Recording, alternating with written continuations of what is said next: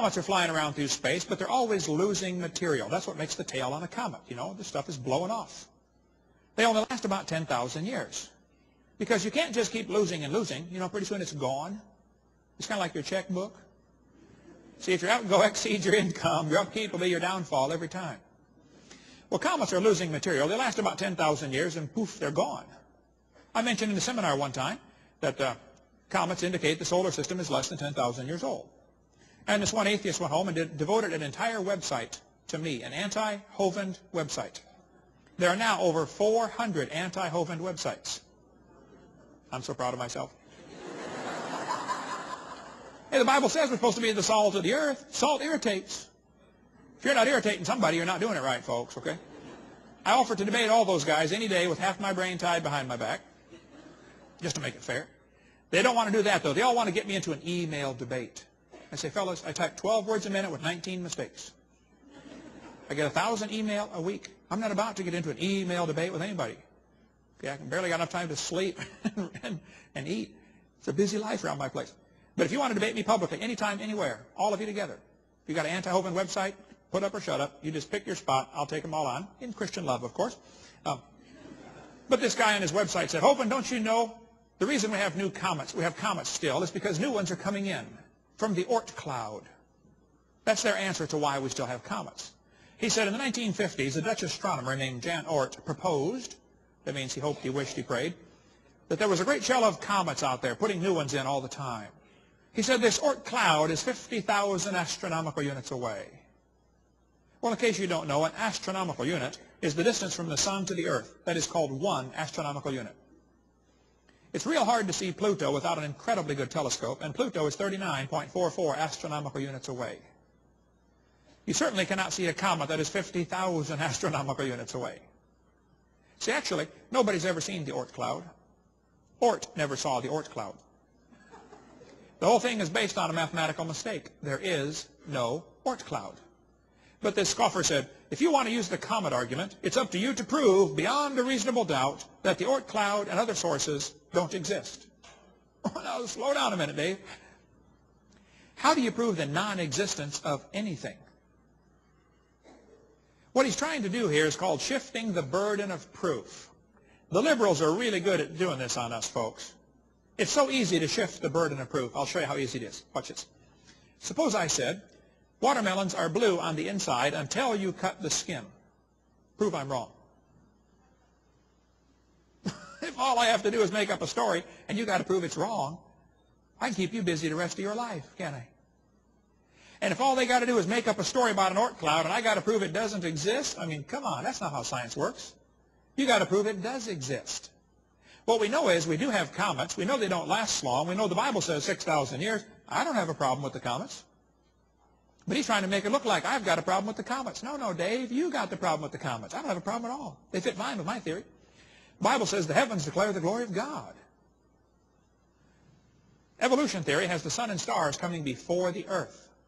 The Bible has the earth coming before the sun and stars. Did you know absolutely everything about the evolution theory is backwards?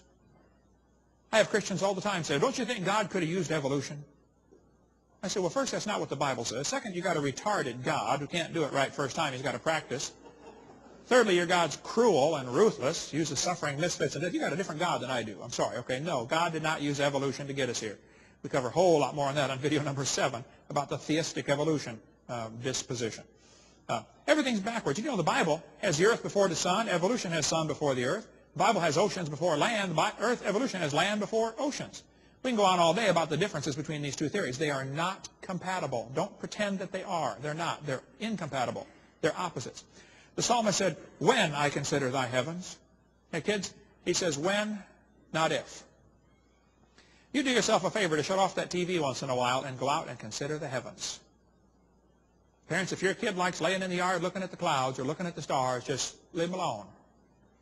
Unless he's got some homework to do. Maybe that's the reason, you know. But it's good to take time to consider what God has made. The psalmist said, while I was musing, the fire burned. The word muse means to think. Think. English is a very cool language. Did you know a theist is a person who believes in God? If you put the letter A in front of that word, it means the opposite of. So an atheist is a person who does not believe in God. Muse means to think. Amuse means to not think. That's what the word literally means, to not think. They've got entire parks around this country where you can pay money and go do that. Have you ever heard of them before? They're called amusement parks. A place to not think. Yes. He said, when I consider thy heavens, the work of thy fingers, the moon, the stars which thou hast ordained, what is man that thou art mindful of him? You know, a person that spends his time considering what God has done is not impressed with what man can do. And some of you parents ought to go home and look in your kid's bedroom, and if what you see plastered all over the wall are pictures of sports heroes, think about it carefully. Your kids are being trained to meditate on what man can do. Whoa, he threw the ball through the hoop. Oh, did you see that? Oh, who's going to care in 1,000 years?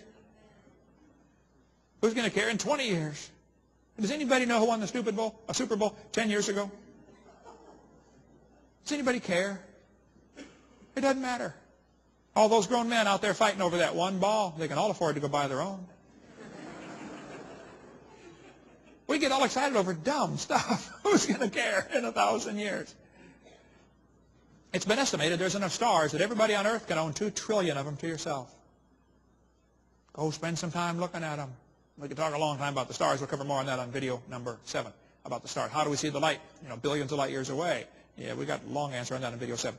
The Bible says, speak to the earth and it shall teach thee. But you know, the earth is like a big magnet. Now, magnets always lose their strength. The earth's magnet has lost 6% of its strength in the last 150 years. The magnet is getting weaker, which means it used to be stronger, which means the earth can't be more than 25,000 years old, because the heat generated from the stronger magnetic field would have destroyed life on earth. That also means carbon dating doesn't work. Cover lots more on carbon dating in question answer time video 7. Here's an example though. The lower leg of a mammoth carbon dated 15,000 years old. The skin was 21,000 years old. Talk about a slow birth. One part of a mammoth was 29,000 years old. Another part's 44,000. It just doesn't work, folks. We cover lots more on that on video 7. The textbooks will say, well, yes, the magnetic field's getting weaker because it's part of a pattern of reversals. The magnetic field is reversing. This is pure baloney. The magnetic field of the earth is not reversing. There are stronger and weaker magnetism areas, but not reversed. Follow video 6 for that. But that's all part of a theory called Pangea. How many have ever heard of Pangea? They'll say, yes, boys and girls, millions of years ago, all the continents used to fit together. Oh, really? They don't tell the kids they shrank Africa nearly 40% to make them fit. They also don't tell them they took out all of Mexico and Central America. Hey, señor, ¿qué pasa? ¿Dónde está Mexico? Panama, Costa Rica, Guatemala. They also don't tell them what I think ought to be obvious to a kindergartner. If you take the water out of the oceans, you will notice there is dirt underneath. People say, hey, Hovind, do you think the continents were ever connected? I say, what are you talking about? They still are. What do you mean, were they? Hello, it's not hollow under the oceans, you know. They're still connected, yeah. It's just the low places are full of water, that's all. What a dumb theory. We cover more on that on video 6. I think the continents are moving some, no question. Okay, I like Walt Brown's hydroplate theory myself. I think that explains the whole thing. We cover that.